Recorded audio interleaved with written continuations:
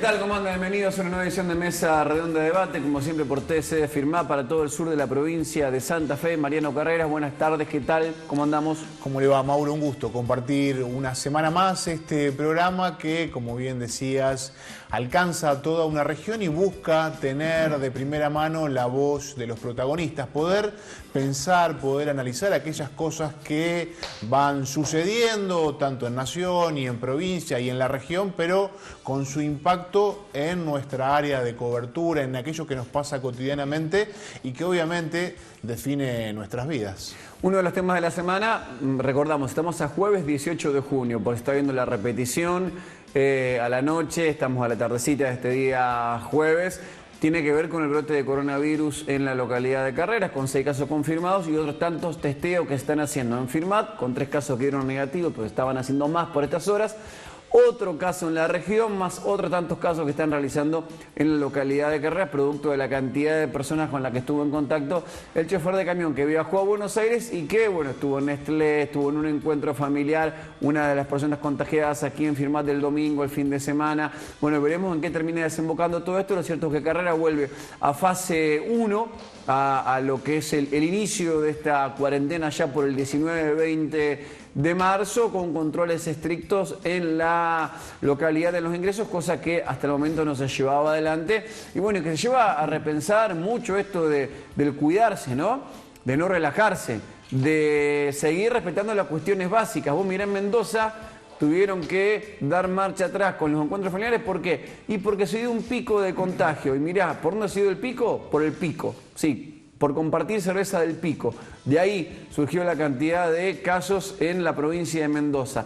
En Entre Ríos, por compartir mate en un gimnasio. Entonces, el tema de compartir los encuentros familiares es, como dicen las autoridades de la provincia de Santa Fe, cumpliendo con los protocolos, no compartir el mate, no compartir la cerveza, no compartir una botella de agua tomando del Pico, sino higienizando cada uno de los utensilios de cocina, el lavarse las manos, el alcohol en gel, el seguir usando el tapaboca o barbijo, entre otros tantos puntos, cuestiones básicas que, si no, miren dónde estamos en esta semana. Después de casi 2 meses sin contagio en el departamento General López, estamos en un escenario complicadito nuevamente. Sin duda, eso que decís, Mauro, es determinante. Seguir teniendo todas las precauciones del caso, pero también recordar que la enfermedad es una enfermedad muy contagiosa y que en algún momento se planteó que esto podía suceder, y también tener en cuenta que hay que ser cuidadoso y respetuoso. Digo, le puede pasar a cualquiera. Claro. No hay que querer o tomárselas con la persona que, digamos, que se contagió. Nadie busca enfermarse ni tener que pasar por esta situación, porque en estos días, bueno, se vive un clima de mucha susceptibilidad, de mucha intolerancia, digamos. Parece que esa persona está decidida a hacerle daño a la comunidad o a la región, y esto no es así. Hay que pensar que puede ser el día de mañana la persona contagiada, un pariente, un allegado, alguien que vos querés. Claro. Entonces también tener un grado de respeto y de cuidado. Sí, exigirnos entre todos responsabilidad y ver qué hace cada uno, porque siempre es más fácil ver qué hace el otro. Digo, exigirnos responsabilidad, pero también entender, Mauro, que nos puede suceder y que es la característica de la enfermedad y que tenemos que ser tolerantes, tenemos que aprender a convivir. Esto que decíamos, ¿te acordás cuando empezó todo de no haga circular audios de WhatsApp sin confirmar, ojo con lo que se comparte en las redes sociales? Bueno, seguimos insistiendo con eso y tratemos de cuidarnos un poco, porque si no esto se agrava más todavía. Claro, ya tener fiebre parece que es malo, ¿no? Cuando en esta época del año es común que cualquier persona pueda tener fiebre, tos, carraspera, que esté engripado, que tenga mucosidad. Son las enfermedades tradicionales o problemas respiratorios de esta época del año. Y hasta se da esto que dicen algunos especialistas. Estamos teniendo personas con problemas de salud que se potenciaron producto del temor ir al médico. Está pasando eso también. Así que bueno, a no satanizar a las personas que pueden ser portadores, que se contagiaron de COVID-19, como es el caso de esta persona de Carrera que está autorizada a viajar a Buenos Aires, no es que lo hizo por fuera de la ley. Después hay normativas que trascienden los decretos nacionales y provinciales, como es el caso de Villa Cañas, bueno, como el propio caso de Afirmando, que los comisionistas pueden viajar 2 veces por mes, digamos, a Buenos Aires para hacer comisiones. Uno puede estar de acuerdo o no con la decisión de cada uno de los intendentes, presidente comunal. Es cierto que obviamente eso está por fuera del decreto, el decreto nacional ni provincial dice eso. Son dos porotos aparte, pero no digo demonizar la persona que se contagia con COVID-19, salvo que haya transgredido absolutamente todas las normas. Si pasa eso, bueno, tendrá que cumplir lo que indica la sanción del código, del artículo 205 del Código Procesal Penal, sometida al Poder Judicial. Después de ahí tendrá que pasar a atravesar un proceso judicial y después de ahí recibirá o no una condena, pero nosotros no somos nosotros lo que tenemos que hacer, justicia por mano propia, ¿no?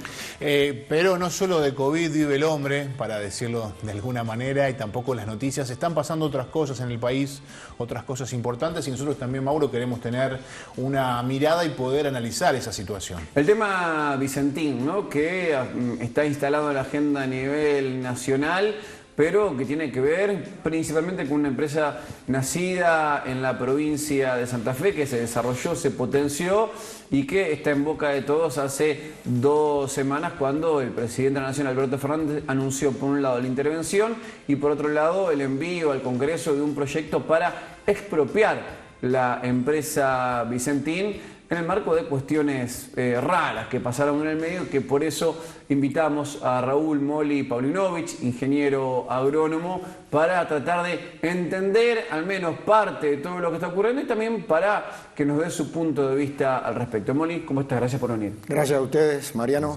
Mauro, muy amable.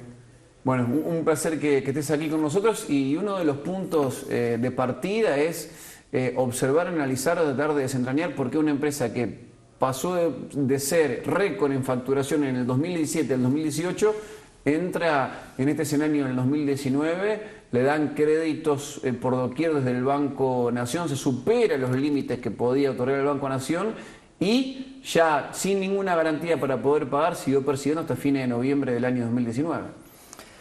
Mira, para enmarcar un poco desde donde uno habla, yo formo parte del sector de ciudadanos argentinos que considera que el Estado tiene que intervenir en la economía nacional.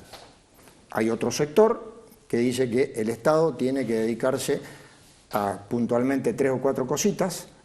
También ese sector decía que el Estado, esas cositas eran la salud, pero cuando tuvo el gobierno privatizó la salud. Me refiero a que la problemática de la Argentina en el contexto mundial necesita hoy más que nunca la presencia de estados activos en el manejo de los intereses que hacen a las necesidades del pueblo. Eso en el contexto. En ese contexto, Vicentín, una empresa de 90 años, con todo lo que se está comentando en este momento, defensas de sus propios coterráneos de Avellaneda y demás, bueno, tiene algunas cuestiones en su historia que no han sido muy comentadas. Recordemos que, ¿por qué se crea? Digamos, como para también poner un poco de contexto histórico, que vos, Mariano, te gusta porque en tu programa muchas de estas cosas se cuentan. Cuando se crea Avellaneda, el gobernador Olegario Andrade, de Santa Fe, crea Avellaneda porque Avellaneda era el pueblo detrás del río donde tenía que ir el pobrerío y los inmigrantes. Arroyo de por medio, digamos. ¿No? Como generalmente muchos de nuestros pueblos tienen detrás de la vía donde vivíamos los sectores humildes. Yo también soy nacido en un pueblo de acá de la región, Corral de Bustos. O sea, el detrás de la vía tenía que ver con una cuestión socioeconómica, sociopolítica. Esta familia Vicentín, inmigrantes italianos, se instalaron en Avellaneda, pero por ese motivo se instalaron en Avellaneda. Porque eran segregados del obispado que estaba en Reconquista, del poder económico que estaba en Reconquista, de los grandes campos de algodón que estaban en Reconquista. Y ahí ellos empezaron con un almacén de ramos generales. O sea, el contexto histórico es interesante para después ver un poco qué pasó, de dónde venimos nosotros, por qué pasan estas cosas. La primera generación, como pasa un poco y pasó en muchas empresas, consolidó la empresa. La segunda generación la fue un poco profesionalizando, posicionando, y se vinieron para el puerto de Rosario porque ellos empezaron con algodón y girasol, corazón algodonero, norte de Santa Fe, Chaco, Formosa, girasol también, y después cuando aparece la soja estaba en la pampa húmeda. Como ellos se iniciaron en el proceso de molienda y venta de aceite y su producto, la soja irrumpe, entonces se instalan en Ricardones, San Lorenzo, bueno, donde tienen hoy toda la planta, una de las plantas, ¿no? En ese marco crecen y se transforman en la empresa que es, con todo el mérito que significa el crecimiento de una empresa, con todo el contexto de inestabilidad que tuvo este país. Hasta ahí está todo bien. Pero paralelamente también hay otras cosas que pasaron. En plena dictadura militar, cuando aparecieron créditos como este, cuyo responsable es González Fraga, funcionario del gobierno pro-radical, militante del radicalismo, recordemos que González Fraga fue candidato a vicepresidente en una fórmula por la Unión Cívica Radical. En ese contexto de la dictadura, Vicentín, como Ledesma en Jujuy, eran lugares de detención y de tortura de trabajadores. Entrega de trabajadores. Bueno, hay un sobreviviente que hoy está dando entrevistas comentando lo que pasó, como para poner todo en contexto, ¿no? Porque no son los salvadores de la patria, ni tampoco nadie está minimizando lo que han logrado.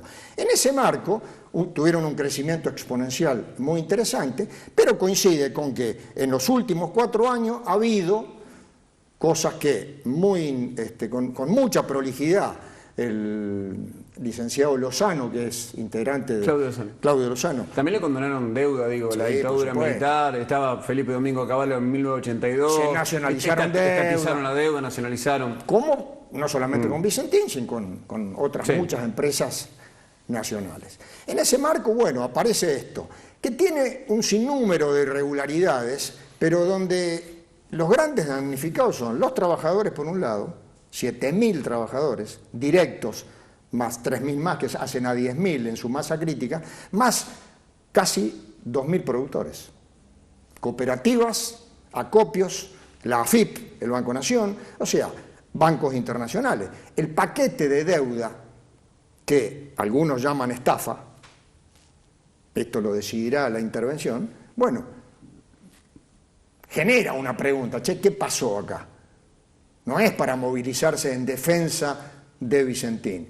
Creo que la movilización debería ser para defender los intereses de los trabajadores que están en ascuas, que hoy mantienen su fuente de trabajo, fíjate, por 2 cosas. En el norte, porque la Unión Agrícola de Avellaneda, que es una de las cooperativas más grandes de la República Argentina, afiliada a la Asociación de Cooperativas Argentina, alquiló la desmotadora de la provincia del Chaco y la de Reconquista para procesar todo el algodón que dejó de comprar Vicentín, lo compra y mantuvo a todos los trabajadores.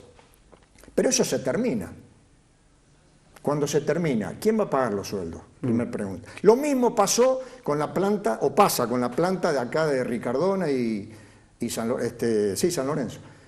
Se alquila a Fasón. El sistema de Fasón es un método muy, muy común en este proceso. Yo tengo una planta de molienda, a mí me dan el producto, yo le cobro el alquiler, le entrego y me quedo con algo de la mercadería o no. Bueno, todo eso permite que esa masa de 7.000 trabajadores esté cobrando. Pero eso tiene un final. ¿Qué es lo que advierte el gobernador de la provincia y le dice al presidente de la Nación y a la vicepresidenta? Muchachos, cuando se termine esto, ¿quién se hace cargo de los sueldos? Porque la empresa está en convocatoria. Ahí se determina la necesidad de que el Estado intervenga. ¿Por qué? Porque hay un anticipo del Estado a una futura conmoción social. 7.000 personas sin trabajo, sin cobrar sueldo. ¿Quién se hace cargo? Lo que están movilizando. ¿Y no tienen garantizado que vayan a cobrar el mes que viene? No, es que no hay ninguna garantía. ¿Por qué? Porque la historia de las convocatorias de acreedores de muchas empresas, de los que tenemos más de 60 años, hace de que siempre los damnificados fueron los trabajadores, los pequeños productores si eran proveedores, los bancos oficiales y demás. Esta es la historia de la película argentina. González Fraga llamativamente estuvo en otra quiebra importante que fue la del BID, de nuestro banco. Integrado departamental. Y fíjate qué detalle importante. Cuando se habla el sector que dice todo dejarlo liberado al mercado, y está defendiendo o planteando de que continúe la intervención judicial. La intervención judicial es una intervención del Estado. El Estado Nacional tiene 3 poderes: ejecutivo, legislativo y judicial. El Estado participa. Ese juez acepta el interventor que le sugiere el Poder Ejecutivo, que es el licenciado Delgado, sin ningún tipo de problema. Ahora, ¿por qué hay intereses que no querían que el Ejecutivo participara? ¿Por qué? Porque en el negocio de granos,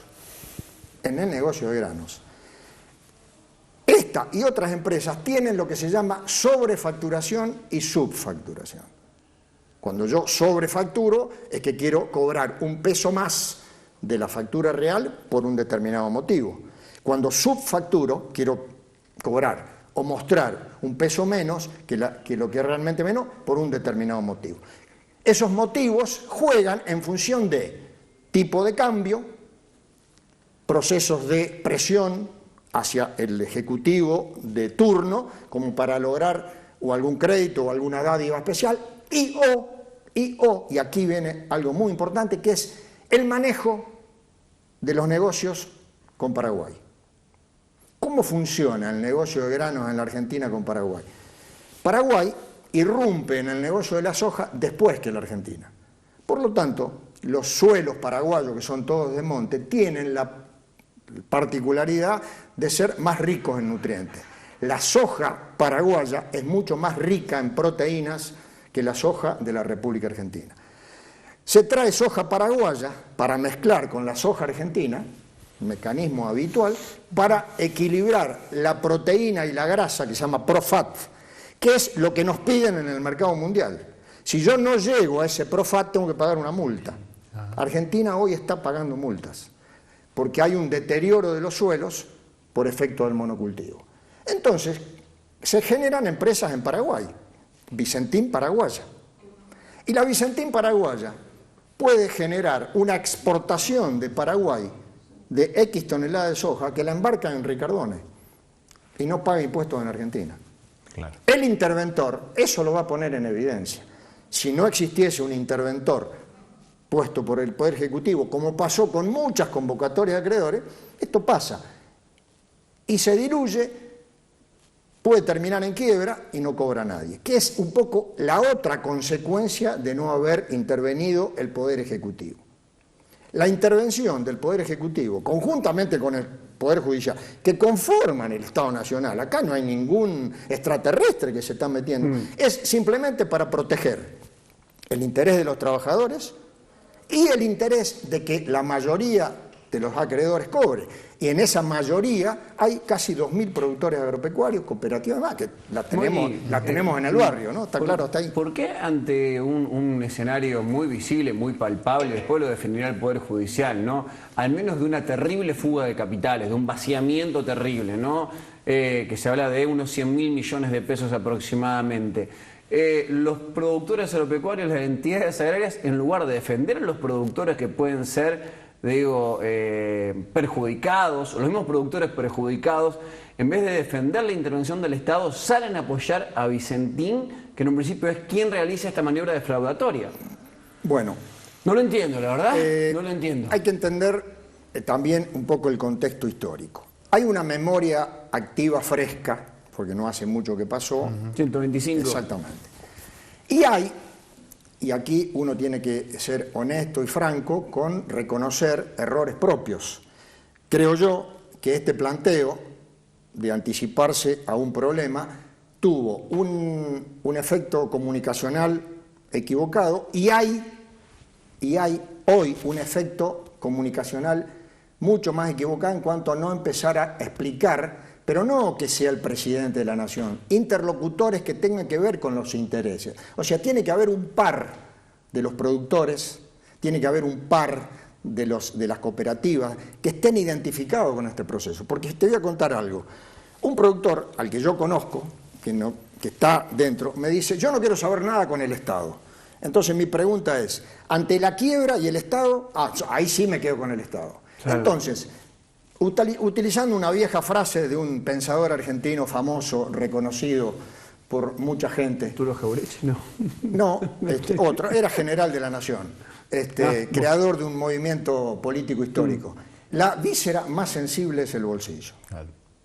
El sector, en este caso al que pertenezco, no es que esté hablando, yo formo parte del sector, soy productora, siempre la cosa la define el bolsillo. Y en este momento lo que se está discutiendo es quién pone la plata para que cobren los damnificados, los productores, y para que cobren los trabajadores cuando se termine esta actividad de Vicentín. Se está discutiendo quién pone la plata. Entonces, el Estado dice, el Ejecutivo, yo no voy a poner la plata porque la plata me la debe Vicentín. Las cooperativas dicen, nosotros participamos, pero la plata me la debe Vicentín. Los productores dicen, yo quiero que me paguen, no me interesa ser socio. Y nadie, o muy pocos, son los que dicen, bueno, la plata la tiene que poner la familia Vicentín. Que la familia Vicentín son mucho más que Nardelli, Padoan y demás. Son 200 personas integrantes del núcleo duro, que tienen una gran interna también, porque muchos se enteraron de que la empresa estaba mal cuando todo explotó. Entonces, bueno, en este momento hay distintas alternativas. Una de ellas es la alternativa que tiene que definir el otro poder del Estado, que es el poder legislativo, que es la expropiación. No lo decide el Ejecutivo eso, como quieren hacer ver los sectores que están, lo va a decidir el Congreso de la Nación. Pero hay otras alternativas que tal vez haya que rediscutir y ver, que tienen que ser con la intervención del Estado, con que el Estado se quede, que es una figura interesante que acá no se ha aplicado, pero se aplica en otros países, que se llama acción de oro. Porque el Poder Ejecutivo planteó 3 objetivos: soberanía alimentaria, no extranjerización, ¿sí? Y defensa de los intereses de los trabajadores y demás. Bien, en ese marco de objetivo, creo que la soberanía alimentaria no tiene nada que ver con Vicentín, tengo una opinión personal, lo podemos discutir hasta en otro momento y hablar de qué significa soberanía alimentaria hoy en Argentina. La defensa de los intereses, obviamente que es así, y el tema del resguardo de la no extranjerización también es un objetivo válido, porque había intereses de multinacionales de hacerse cargo de esto, pero de hacerse cargo de esto con una empresa más chica, con una empresa con menos trabajadores, o sea, hagan el ajuste en la convocatoria de acreedores y después yo compro. Claro. Cuando está todo arreglado, nosotros entramos a jugar. Esta historia también pasó en otros lugares. Entonces, para evitar todo eso, y aparece también algo muy criticado dentro de los sectores que no quieren que el Estado controle, que es el tema de este tema de la empresa testigo. La empresa testigo no tiene nada que ver con que la empresa va a fijar el valor del cereal, porque eso se fija en los mercados internacionales, ni tampoco va a manejar el tipo de cambio. La empresa testigo es una empresa que tenga integrantes de la comunidad de negocio, como el movimiento cooperativo, un veedor del Estado, que puede ser gente de YPF, agro, como se planteaba, que mire, porque no es lo mismo que se junten 8 o 10 grandes multinacionales en un excelente hotel y decidan, bueno, vamos a pagar tal precio y vamos a pagar en estas condiciones, y vos no tengas alternativas que vender ese precio. Mientras que si entre esos 10 está una empresa con esta composición, decís, che, pará, no es así. ¿Cómo ve la alianza con YPF Agro? Bueno, YPF Agro es una línea de negocios de YPF Sociedad Anónima, ¿sí?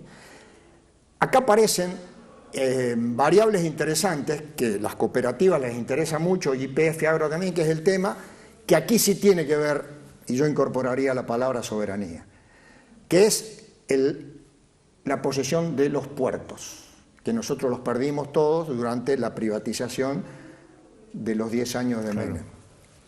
¿Por qué los puertos? Porque el tener el puerto te da una posesión de tu producción.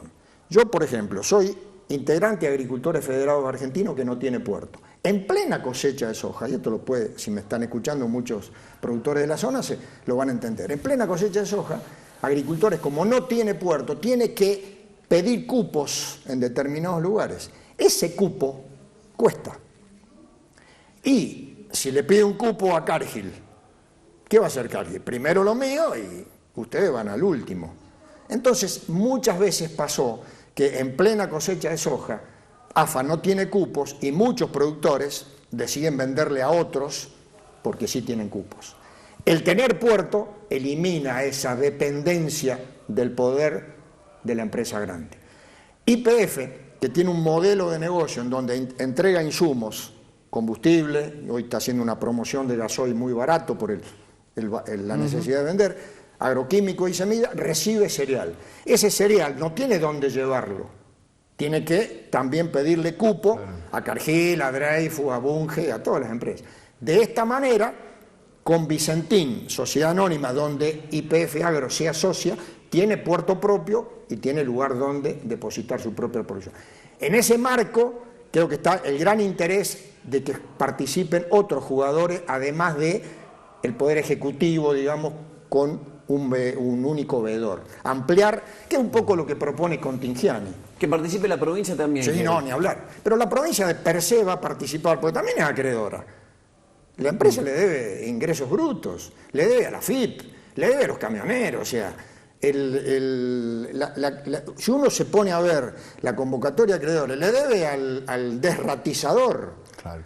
O sea, sí, le debe a todos. Es realmente, si lo queremos magnificar, un muy serio problema desde el punto de vista económico, desde el punto de vista social, y eso no se ha puesto en evidencia, y esto le generaría una contraofensiva al pueblo de Avellaneda cuando deje de cobrar el sueldo del trabajador de Avellaneda. Los trabajadores salieron a manifestarse a favor de la intervención del Estado. Claro que sí. El gremio de los aceiteros también, y Guatra también. Es un grupo de los habitantes de Reconquista y de Avellaneda. Están analizando este futuro. Claro, lo que pasa es que en relación a esto que ustedes decían, o sea, lo han planteado y lo han dicho con claridad, digamos, dónde estaban posicionados, pero eso no tiene, digamos, en la repercusión de los medios que uno consume de las grandes urbes, la misma resonancia que los planteos de los otros sectores, digamos.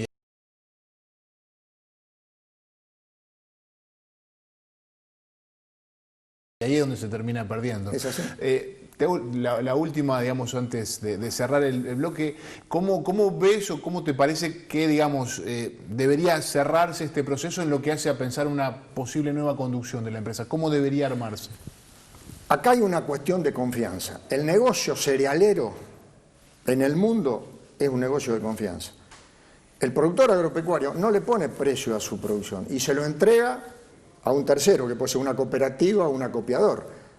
A quien conoce, si es una cooperativa, por formar parte o no del consejo, y la cooperativa por una cuestión de confianza del pueblo.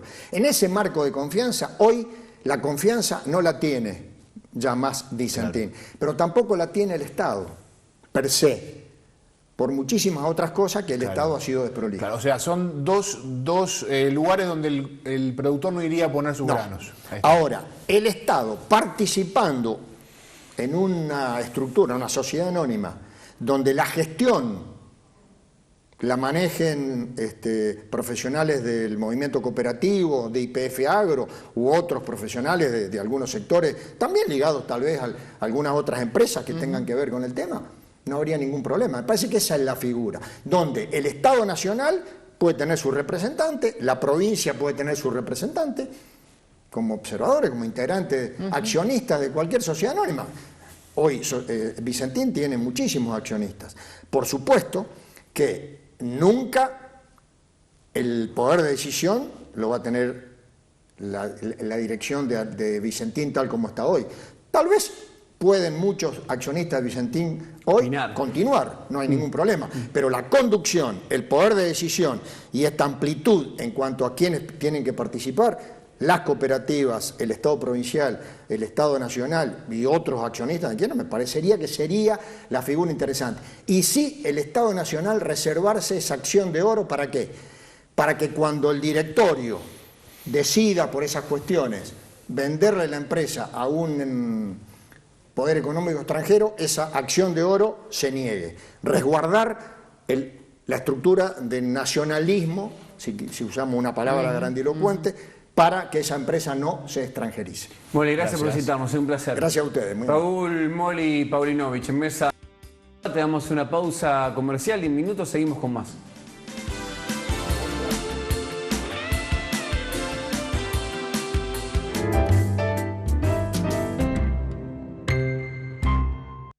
La democracia se construye desde el diálogo y la participación. Cámara de Diputados de la provincia de Santa Fe. Migliasa Maquinarias S.R.L. Concesionario oficial en Firmat y Zona. Ruta Nacional 33 y Kennedy. Teléfonos 03465 422 599 421 511. www.migliasamaquinarias.com.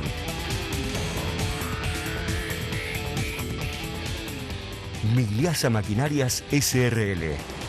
Teléfonos 03465 422 599 421 511.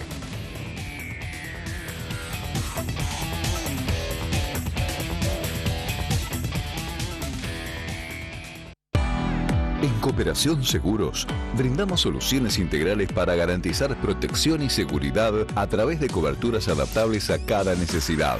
Seguros para personas, empresa y agro. Más información en www.cooperacionseguros.com.ar. Superintendencia de Seguros de la Nación. Número de inscripción 0190. Quiero agradecer a cada persona que sumó su aporte, su trabajo, para hacer posible este centro de aislamiento. Un lugar preparado para cuidar a quien lo necesite. Y es una gran paradoja. Por primera vez en mi historia como intendente, hicimos una obra que no quiero que se use. Pero aquí está, si es necesario. Entre todos, demostramos que en los momentos difíciles hay que estar más que nunca. Y si estamos juntos, somos más fuertes. Podemos afrontar lo que sea, porque esa unidad es la fuerza más poderosa del mundo.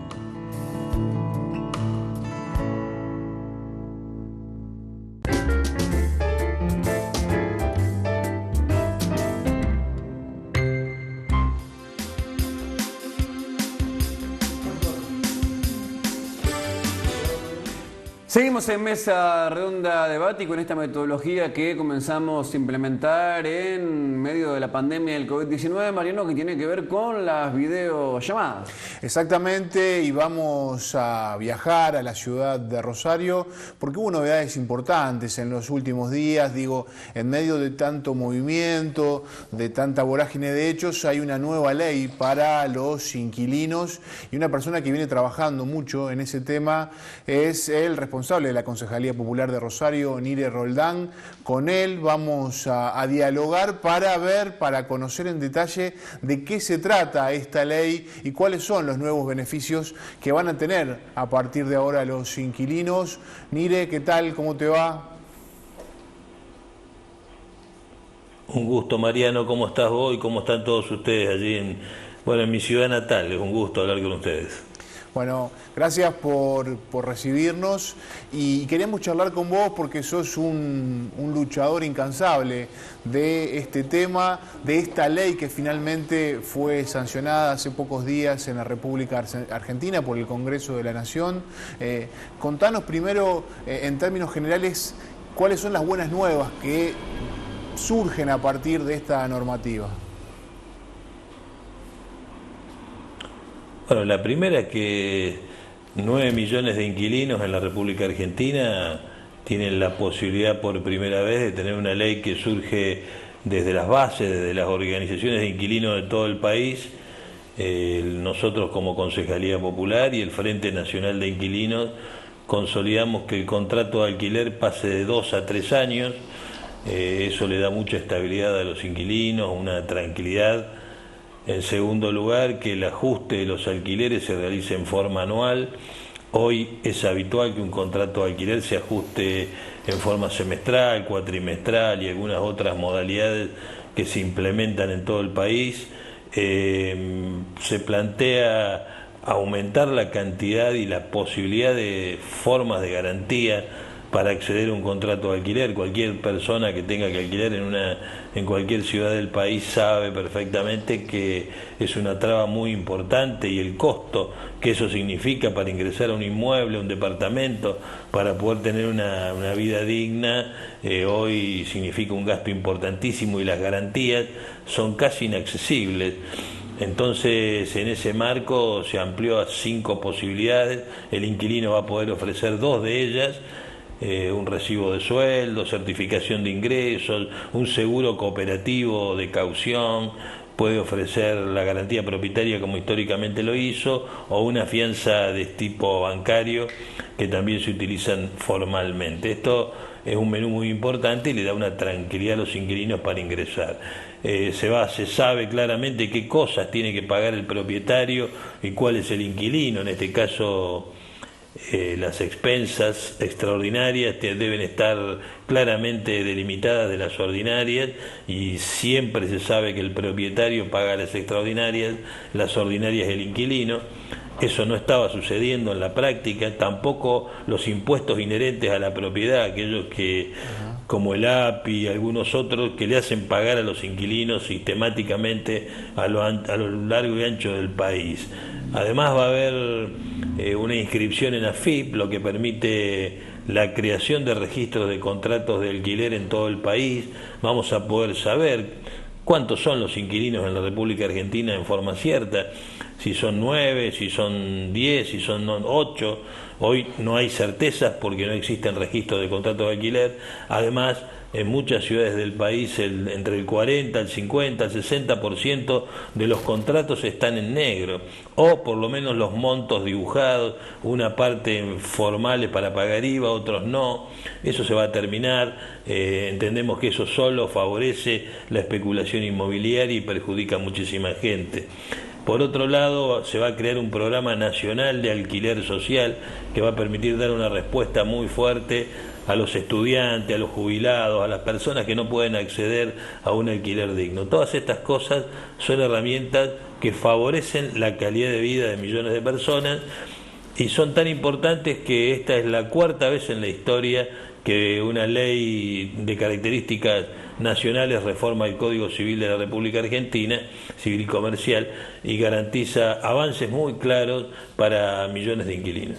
Uno de los puntos donde se puso la lupa de alguna manera por parte de algunos inquilinos tiene que ver con esto que decías de actualizar el precio del alquiler una vez al año, pero haciendo un promedio entre el costo de vida y por otro lado la inflación. ¿Y qué se marcaba en tal sentido? Que la inflación promedio de los últimos 2 años fue del 55%, pero el aumento del precio del alquiler fue del 25, 30 máximo, al menos en esta zona del sur provincial. ¿Esto, Nire, no considerás que dispararía el precio de los alquileres? No, porque imagínate que la inflación de este mes te va a dar 0,1 y la tendrías que evaluar con eso más el salario y promediar el aumento del alquiler para el próximo semestre o el próximo año en este caso. Calculá que hoy cualquier contrato de alquiler, de esos que las inmobiliarias están apurando a firmar antes de que la ley entre en vigencia, estamos esperando la promulgación del Poder Ejecutivo. Fíjate vos que aquí en Rosario, en Capital Federal, en muchos lugares, hay un apuro muy fuerte porque se celebren esos contratos de alquiler que hoy están demorados por el decreto de necesidad y urgencia. Si hoy se tomara el indicador de los últimos meses, se hiciera el promedio con el costo de vida y el salario de los trabajadores, estaríamos hablando por debajo del 15%. Si pero eso es así, imagínate vos que cualquier contrato de alquiler...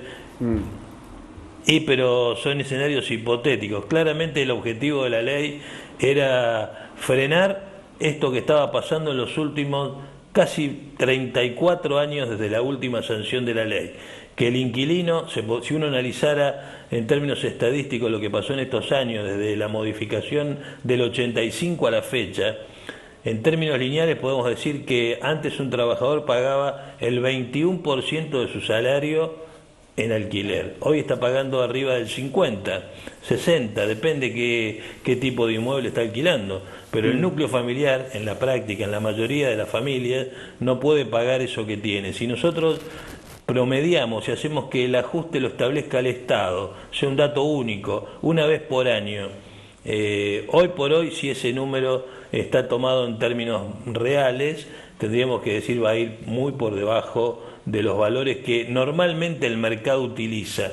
Aparte pensá que ese dato que nacionalmente circuló rápidamente cuando se sancionó la ley, una consultora de la Cámara Inmobiliaria Argentina, conocida nacionalmente, no le voy a hacer propaganda, pero ella lanzó este tema que tomaron los medios de comunicación hegemónicos y transmitieron de que nos iba a perjudicar a los inquilinos. Es raro pensar que la Cámara Inmobiliaria Argentina, que hace más de 20 años consecutivamente está frenando esta posibilidad de una nueva ley que favorezca a los inquilinos, diga de un dato en defensa de los inquilinos. Realmente sería raro. Yo creo que ese dato lo estudiaríamos y si estuviéramos equivocados, que también puede pasar que los datos estadísticos de todos nuestros economistas se han equivocado, nosotros entendemos que habría que buscar un mecanismo, porque el objetivo principal de la ley es darle justicia a los contratos de alquiler, establecer un equilibrio en ese marco y que de ninguna manera se siga disparando, porque estaba generando problemas muy nocivos en el mercado del alquiler. Tanto es así que el DNU, uno de los más importantes que tuvo que lanzar el gobierno ahora, tienen que ver con la política de alquiler y congeló el valor de los alquileres. O sea, nosotros lejos vamos a pretender que los alquileres, el valor sea mayor, sino que estamos planteando un indicador que va por debajo y no creo que haya errores.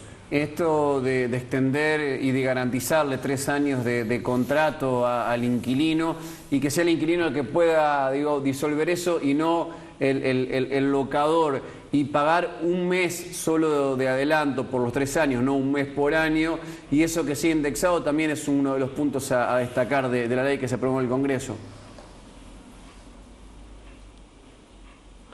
Sí, vos te referís a si que se pague un solo mes de comisión. Exacto. A nivel nacional, es el tope en la mayoría de los acuerdos existentes por las leyes provinciales que rigen la comisión. En Santa Fe estamos hablando de aproximadamente un mes del valor del alquiler. El mes de depósito, te decía, ni por si se rompe algo. Eso es lo que te marcaba, el mes de depósito. El mes de depósito.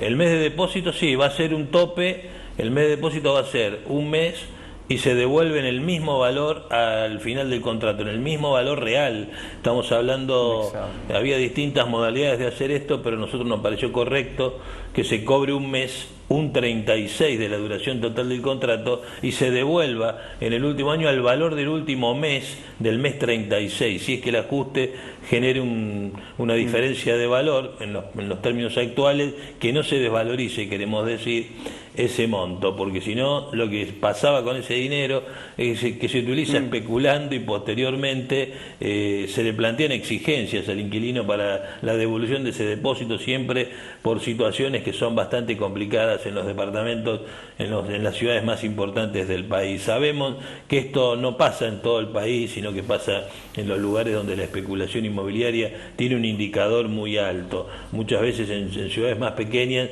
es mucho menor esa incidencia, pero en ciudades como Rosario, Capital Federal, Córdoba, es muy gravoso el tema de rescindir un contrato de alquiler. Ahora también el inquilino informando 3 meses antes de que se va a ir de un inmueble después de pasado los 6 meses del contrato de alquiler, no va a necesitar pagar el mes la indemnización que se le estaba exigiendo.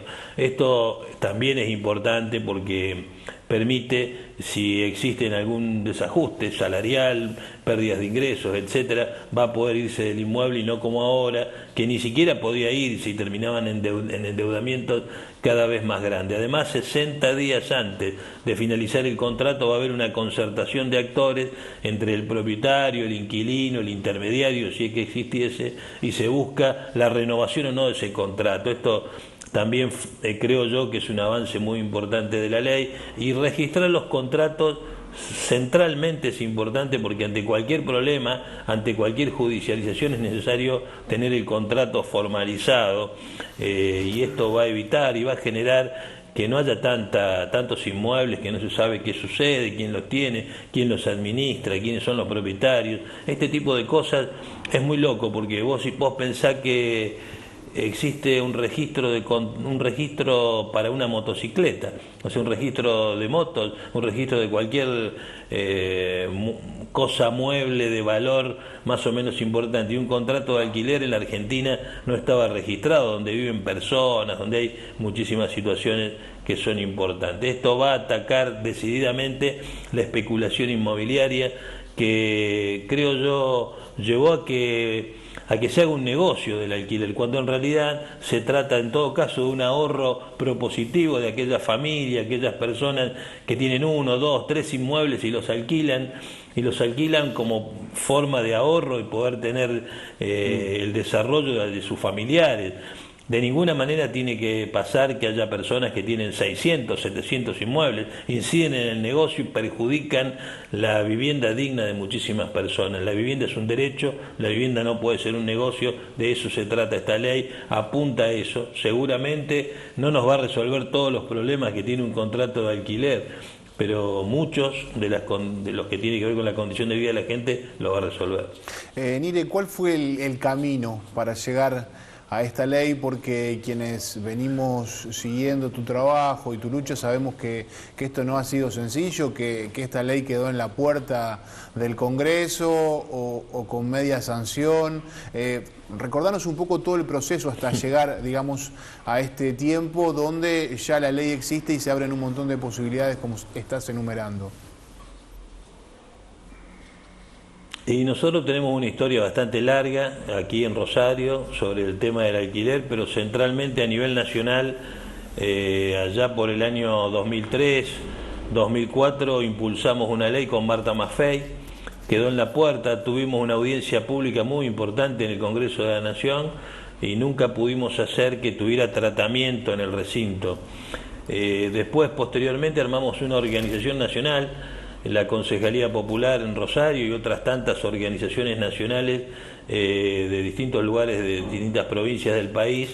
Armamos lo que se llama el Frente Nacional de Inquilinos y empujamos una ley allá por el 2014 que ingresó en el Senado de la Nación, se la presentamos a todos los legisladores, posteriormente uno de los bloques tomó la iniciativa, allí en el 2016 conseguimos la media sanción por unanimidad en el Senado.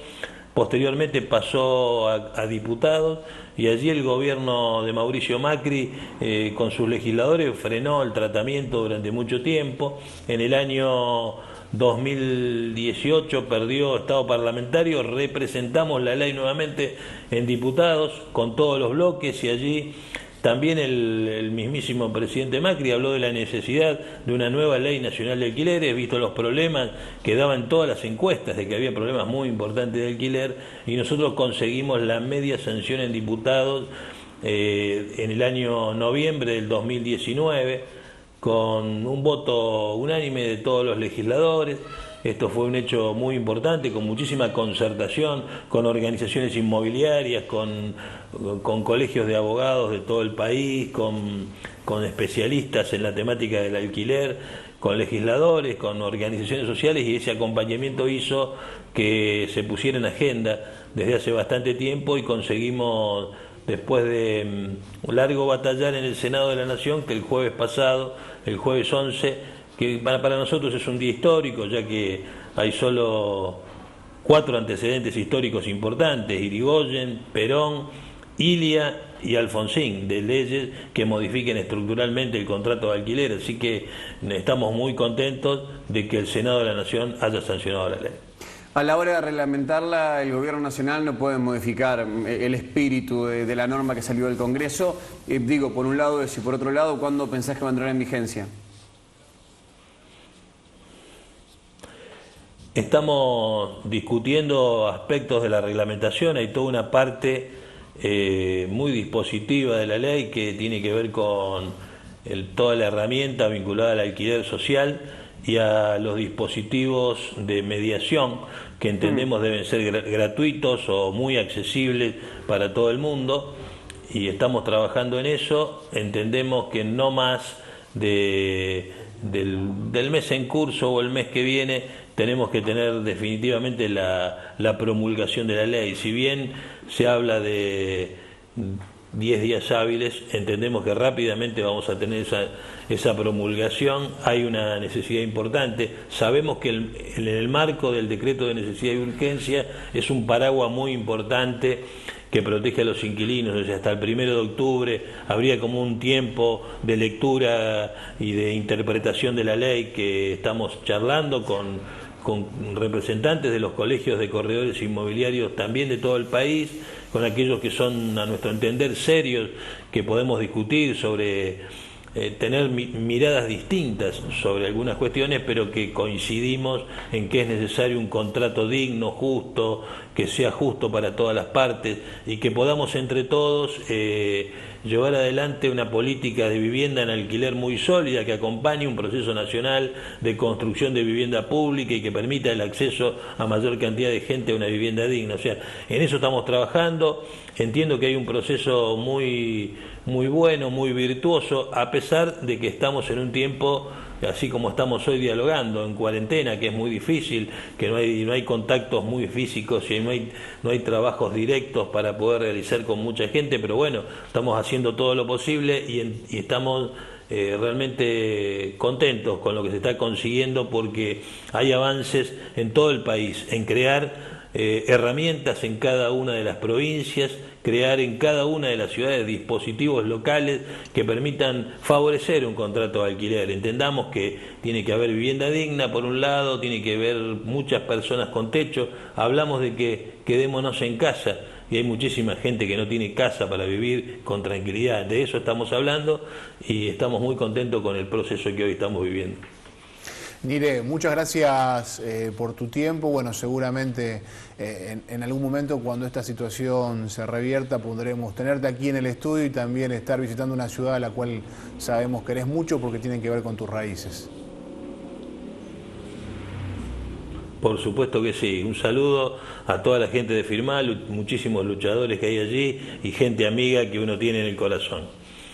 Hasta cualquier momento. Gracias, Nire. Nire Roland, de la Consejería Popular de Rosario, explicando esta ley que obtuvo la sanción definitiva en el Congreso de la Nación, en la Cámara de Senadores, y que tiene que poner en vigencia, previa reglamentación, el presidente de la Nación, Alberto Fernández. Muchos puntos positivos, la leí en su totalidad la ley. El único punto que no me cierra es este que le planteaba Nire, ¿no? Sí, sí. Porque Nire dice... Bueno, me quedo más tranquilo cuando dice quiénes están a favor de ese punto. Uno trata de ponerse del otro lado. Pero esto de que se ajuste una vez al año, que es positivo, digo, que se ajuste una vez al año, no cada 6 meses, promediando la inflación con el aumento salarial, venimos de inflación del 55-60%, con aumentos salariales del 30%. Ponle que tiene un promedio de un 45%. Digo, vas a pagar un aumento de alquiler del 45%, cuando gran parte de los inquilinos, que lo soy, en mi caso, pagué 27% de aumento. Digo, y muchos pagaron 25, 27, 30 como máximo, porque sabían los dueños de la inmobiliaria o hasta los dueños de las propias casas o departamentos que si pasaban esa cifra, ese porcentaje no íbamos a poder pagar, o había mucha gente que no iba a poder pagar, o producto de la pandemia, como está ocurriendo ahora, no pueden pagar el alquiler y hacer frente al alquiler. Por eso digo, ese es el único punto que no me termina de cerrar en esta nueva ley que marca en su articulado gran parte de los puntos, digo, otorga beneficios y mucho más derechos a los inquilinos, ¿no? Sí, que es una cosa, Mauro, que queríamos mencionar, un tema que queríamos abordar, porque en este marco de pandemia es un hecho que ha quedado en un lugar de poca notoriedad. Sin embargo, son leyes, son medidas que van a incidir positivamente, podemos decirlo en términos generales, sobre muchas personas que somos inquilinos. Claro, y regulan esto, ¿no? Que no se hagan los piolas los de la inmobiliaria, que te pongan 2 meses de garantía o 3 o un mes por año, no de garantía, sino de depósito por las dudas que le pase algo al inmueble. No, es un mes para los 3 años de contrato. Y ese mes, en caso de que vos hayas cuidado del departamento, de la casa que alquilaste y no sea necesario hacerle absolutamente nada, te lo tienen que devolver indexado, o sea, a precio del último alquiler que pagaste. Ese es otro de los puntos. Y también las roturas, que bueno, la ley tiene muchas cosas para hablar que no hacíamos tiempo. Se te pincha el calefón, te pasó algo con el calefactor y es producto del uso, ¿no? De que lo mal usaste vos o lo rompiste intencionalmente. Tenés un plazo determinado para presentar los elementos necesarios como probatorios y el dueño del inmueble tiene que hacerse cargo de afrontar la reparación o en su defecto el cambio de un termotanque, por mencionar algo, ¿no? Llegamos al final de esta edición de Mesa Redonda. Volver a insistir con lo que planteábamos al inicio, a acentuar los cuidados, pero también acentuar la tolerancia, tener empatía. Digo, esto que tanto se dice, ¿no? En este tiempo hablando de la empatía, es muy fácil hablar de la empatía, el tema es ponerla en práctica. Creo que como sociedad tenemos por delante un desafío importante. Como dijo en su momento el doctor Ramiro Huber, esta es una pelea 15 rounds, estamos en el round número 10, vamos ganando por puntos, pero la pelea todavía no terminó, la pelea todavía continúa, así que hay que estar atentos, hay que estar despabilados y también cuidarnos a nosotros mismos, y cuidándonos estamos cuidando a los demás. Gracias por estar, como siempre, del otro lado. Esto fue Mesa Redonda Debate. Nos encontramos la próxima semana. Chau.